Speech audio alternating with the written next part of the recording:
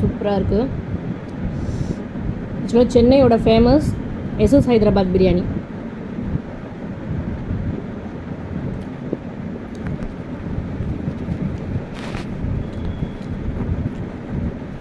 நீங்கள் monthly salary வாங்குறவங்களா இருந்தீங்கன்னா கண்டிப்பாக அந்த மந்த்லி ஒன்ஸ் சேலரி வந்தோடனே அந்த காசில் அந்த மாதிரி பிரியாணி வாங்கி சாப்பிட்டு பாருங்களேன், அதோட சுகமே தனி.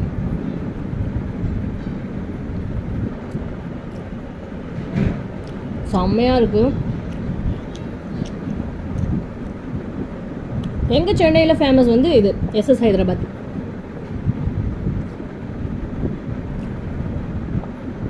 அதே மாதிரி வீடியோ பார்த்துட்ருக்குற உங்கள் ஊரில் எந்த பிரியாணி ஃபேமஸ்னு எனக்கு கமெண்ட் பண்ணுங்கள்.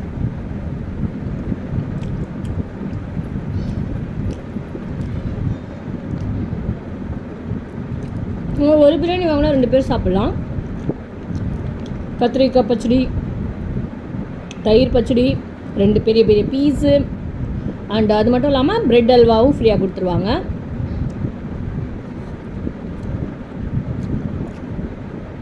சூப்பராக இருக்கும்.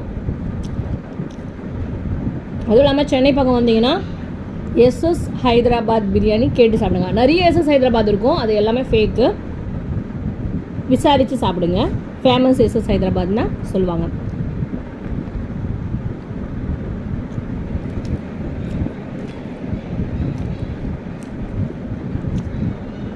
ஆனால் அந்த கத்திரிக்காய் பச்சடி அடிச்சிக்க சான்ஸே இல்லைங்க.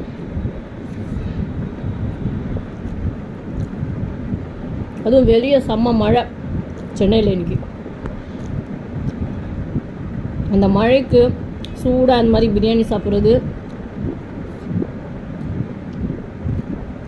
வேறு லெவல். நைட் டைமில்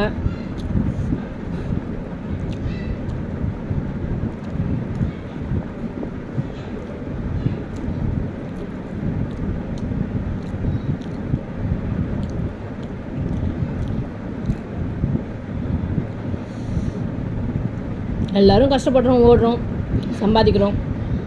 மேக்ஸிமம் எதுக்கு? சாப்பாடுக்கு தானே.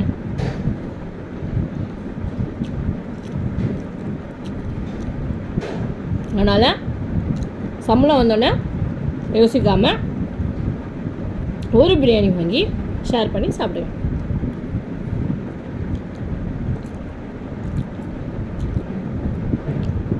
உங்கள் ஊரில் எந்த பிரியாணி ஃபேமஸ்னு எனக்கு கமெண்ட் பண்ணுங்கள் மறக்காமல்.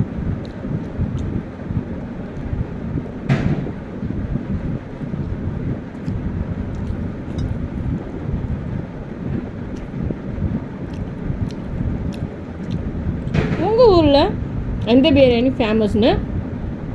ஊரில் எந்த பிரியாணி ஃபேமஸ்னு மறக்காமல் கமெண்ட் பண்ணுங்கள். நான் கண்டிப்பாக ரிப்ளை பண்ணுறேன். ஓகே,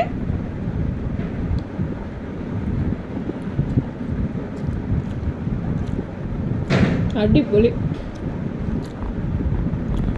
செம்மையாக இருக்கும்.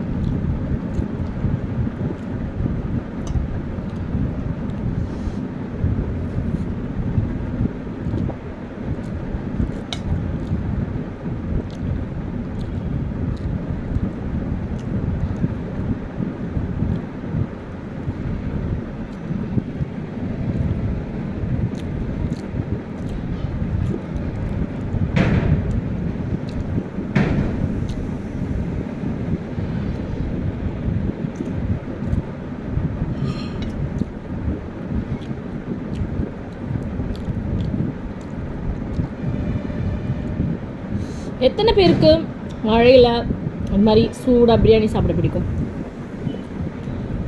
அதுவும் சம்பளம் வந்தோடனே சம்பள பணத்தில் ஃபஸ்ட்டு பிரியாணி வாங்கி சாப்பிட்ணும் எத்தனை பேர் ஆசைப்படுவீங்க? ஆனால் இது எல்லாமே நாங்கள் ஆசைப்படுவோம். அதனால தான் உங்கள்கிட்ட கேட்குறேன்.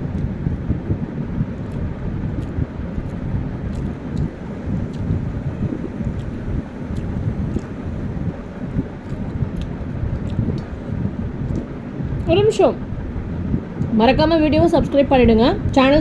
மறக்காமல் சேனல் சப்ஸ்கிரைப் பண்ணிவிடுங்க, லைக் பண்ணுங்கள், ஷேர் பண்ணுங்கள். தேங்க்யூ, பாய்.